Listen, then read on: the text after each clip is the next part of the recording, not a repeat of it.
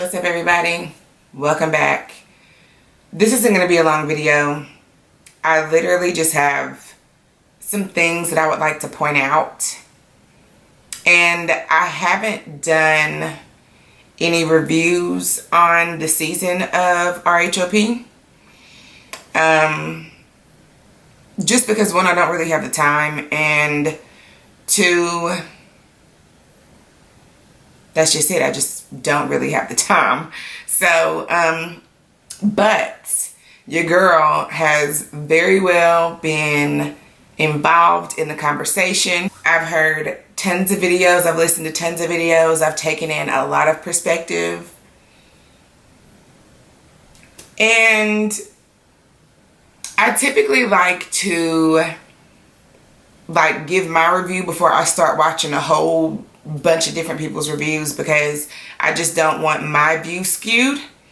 But this past episode, I feel like it was probably best that I take in some different perspective. So that's what I did. And it actually didn't skew my opinion at all. My opinion still stands, which is what I'm going to talk about. We know that Candiace and Mia, they don't like each other. Okay, we know that. That is far established, okay? But this past episode, and to see all the Candiace stands, and to see a lot of people for somehow making the comparison that Candiace is being looked at different because she's a black girl that comes from privilege, which is very weird to me, because I'm also a black girl who comes from privilege. I don't talk about that. I don't speak about that because, I mean, like, truthfully, it doesn't have anything to do with my upbringing. It doesn't have anything to do with the person that I am today, be it the hood or the suburbs or, like, I just don't think that that has anything to do with the conversation. And people keep bringing up that everybody likes to see a hood from rags to riches type mentality, and I think it's really weird. I just want to point that out. I think that that's weird that Candiace coming from privilege is even a part of the conversation. I think that's weird as fuck, because again, I'm also a black girl who comes from privilege, who didn't grow up in the hood, who's always lived in big homes. My parents have always had nice cars, foreign cars. I've done that. And that still doesn't, I'm still not siding with Candiace. So we're just gonna dive in, okay? So now we know that this past episode, Candiace kept her foot on Mia's neck. Where I'm confused at, and what I feel like everybody keeps saying that we need to go from A to B to C, like there's a starting point for everything. Well, right. And it started with Mia being messy as hell, talking to Candiace's mom about Chris being paid, or whether Candiace was paying Chris. And she engaged in that conversation with Mama Dot, and she shouldn't have. It was messy. Dorothy was just equally as messy. The next episode, then, at the reasonably shady party, Candiace got in Mia's ass. Now, I'm thinking that, okay, it's done. It's over with, right? Like, Candiace said, aside from your mother is low budget, aside from that comment, I'm not even making a fuss about that. I'm not making a fuss about that at all. Okay? When you're reading, it's whatever comes off top, right? But the issue that I have with this particular episode is that I don't feel like Mia was giving Candiace that energy for her to come at her as hard as she did. And I just think that it's really weird that, everybody is missing And in like not one review that I've watched has anybody said that, damn, I thought they squashed that. Or damn, I thought that was over and done with.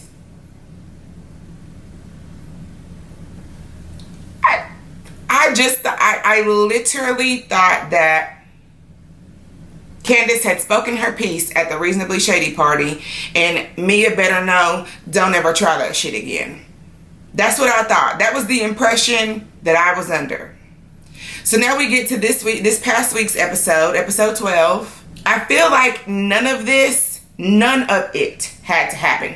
And you realize that in Candiace's confessional, right when she gets there, that she says, I'm going to be nice to Mia, I promise. Now, we understand that confessionals and the real-time thing are completely shot separate, okay?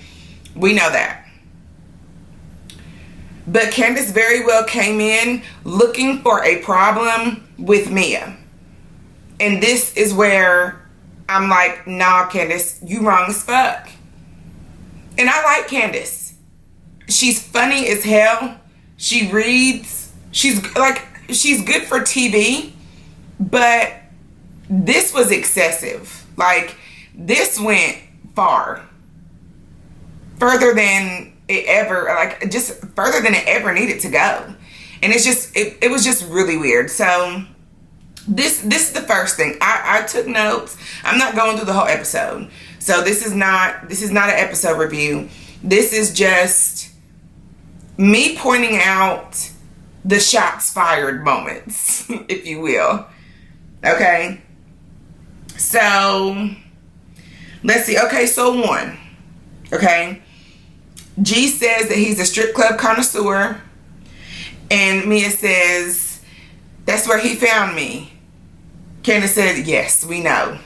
Boom. That's 1. Number 2. Then Mia says, he can handle it. I'm a big bitch. Candiace says, well, yes.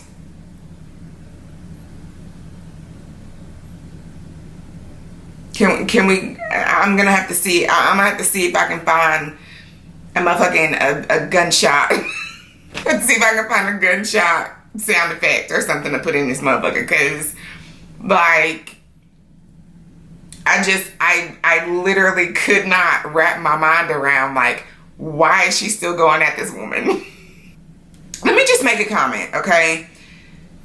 Because, and I'm not going to say anything else about confessionals and all that other stuff, because again, we know that those are shot separately. But Candiace made a point to say that comments like what G was making about him being hung, nobody needs to know that you're hung, sir. Keep those comments to yourself. And you're 1,000% right. Yes, keep those comments to yourself. But yet all of America knows that Chris has a brown penis. So they bring up the video shoot.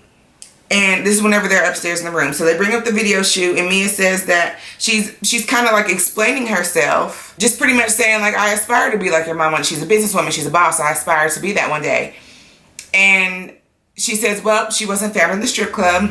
Boom. Shots fired again. Okay. Like, Mia is not giving Candiace any of this energy. None of it. At all. Then, Candiace told Mia, I didn't invite you to my event to criticize my shit. And Mia is like, I wasn't criticizing it. And Candiace says, you were found on the curb by a pimp, but I would never say those things because it's not my business. And Mia was like, but you did. Right. You did. You very well just did say that. And furthermore, I don't necessarily know where me being found on the curb by a pimp is making your point. Like, next. So after the room assignments, Mia calls Candiace mean to Ashley, because Ashley came in. She was like, well, you know what's going on. She said, this girl is mean. And Candiace like, I'm literally standing right here. So if you're going to talk about me, you might as well invite me into the conversation. All right, fine. This is where part 2 commences, okay? Candiace proceeds to tell Mia that the elephant in the room is that you need therapy. and that she has a problem with people who aren't where she is. And Mia puts her hand in her face, and Candiace, don't do the hand. Don't do the hand because you did that with this one, talking about Wendy when she put her hand in her face. And Mia's like, so what are you going to do about it? What are you going to do about it? Okay. Okay, girl. Now, put your hand back. Absolutely. Absolutely. I'm going to give you fair warning. Get your fucking hand out my face. Don't do that. Okay? And Candiace continues to call this girl a night crawler. And whatever else it was that she called her. Like, she keeps calling this woman names. And again, Mia is literally not even giving this girl that energy. So my mind is fucking blown at this point. Like, I just don't understand where, like, I understand very well, but I don't understand how we got here. I wasn't going to bring it up, but I'm just going to say, because it did happen, that Mia took a phone call, her friend was calling, and Mia called them broke bitches. Your mama's a broke bitch. I guess what I'm confused at is that, like, Mia never spoke negatively about Candiace's mom. Now, did she speak about something that she had no business? Did she ask Candiace's mother for information that she had no business even inquiring about? Absolutely. But the two still don't really match. Like, you know how, like, if you're in an argument, the point is to stay on topic. And for you to throw out, like, your mother this, your mother that. And I've been honed in on all of these seasons. I have watched and been a part of all of these seasons. And the only thing that Candiace has ever heard from any of these women regarding her mother is that she's spoiled. And that her mom pays for this and her mom pays for that. Nothing negative. None of these women have spoke ill about Candiace's mom. I guess I just don't get where those insults are relevant. So at one point, Mia says, I don't have a problem with you. And like, things continue to spiral out of control. Okay. And then Candiace throws a little lettuce. She picks up a little lettuce and she tosses it. And this is as Mia is walking away. And Mia said, you need to grow up. And she absolutely does. Like, she absolutely does. And did anybody peep the energy that Candiace was like, you started and you need to finish. You just got it and you barely just made it in. You need to watch your motherfucking mouth. And it irritates me because it's like no one can have a conversation about Candiace and her behavior without them bringing up season 5 and Monique and Candiace. And that's why Monique did this. And that's why Monique did that. Like, but Candiace is exhibiting some of the same behavior that ensued that incident. And then Candiace keeps talking about, where's your pimp? Where's your pimp? Go get your pimp. Talking about me as husband, and he's sitting right there, which I also didn't understand why G was still in the house because all the other men were outside. I just thought that was weird. I was like, what the fuck is he still doing here? But not only are you hurling insults at me about being a night crawler or whatever, though, a hoe or whatever the fuck, but you're continuously calling my husband a pimp. And Candiace was just like, you started and you need to learn how to finish. Like I said, this woman's body language to me was buckish. Like, that was mad buckish. She gave me that energy like, bitch, I'm 2.3 from swinging, so you need to watch your motherfucking mouth. That's the energy she gave off. But Candiace, girl, listen. Meep meep. No. Like, stop sign. Like, no.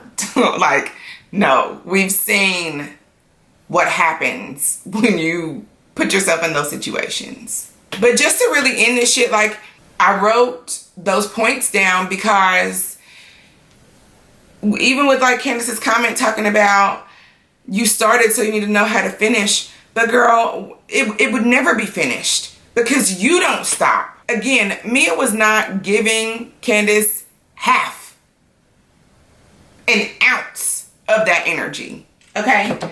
She just wasn't doing it.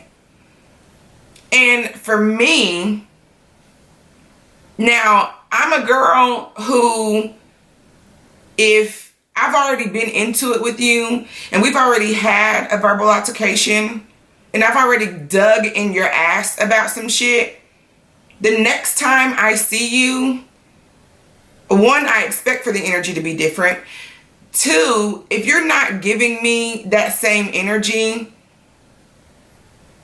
I'm going to chalk that up as that bitch don't want the smoke. Candiace walked in to that situation after she has already addressed Mia at the reasonably shady party. So she came with, it was like, bitch, round two. What? Were we, did we not, was anybody else fucking there? Am I watching the same fucking show that everybody else is? Because again, nobody has said or brought up the fact that they thought the shit was over. And at what point are you an adult and, okay, I've already been into it with you. That's done, that's over with. We're gonna keep shit pushing. And if it happens again, you know what's up. I'm gonna dig in that ass again. This shit was just so weird to me. Like, this shit was just so fucking weird to me. So I just felt like, and like I said, like, I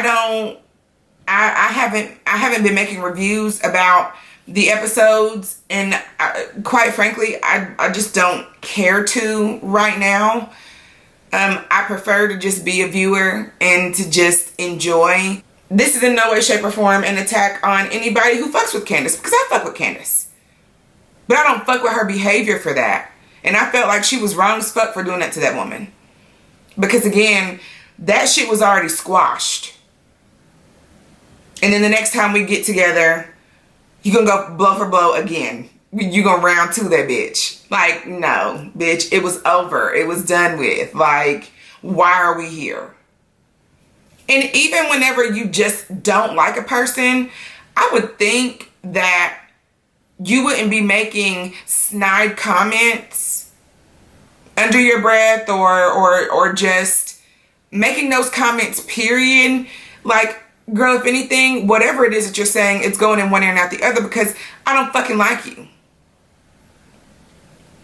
So I don't want to hear anything that you have to say. Like, but I don't have to, with me, and make like I said, whenever she made the comment, like, I'm a big bitch, she can handle it. Like, well, yes, we know. Bitch, what? Okay, I'm done. I just wanted to come on here and break that shit down because I don't feel like any of that was warranted at all. Bitch, not even in the name of good TV. And yes, it was good fucking TV. But that was too far. So, I know it's been a minute since I've been on this motherfucker. I really haven't had the time. But I am slowly but surely making time for this particular hobby again. So, I'll be popping in here and there. Just be patient. My socials are down below. You can hit me up on there. I'm typically always on IG. Even though I don't post, I'm typically always there. But other than that, I'll see y'all on the next one.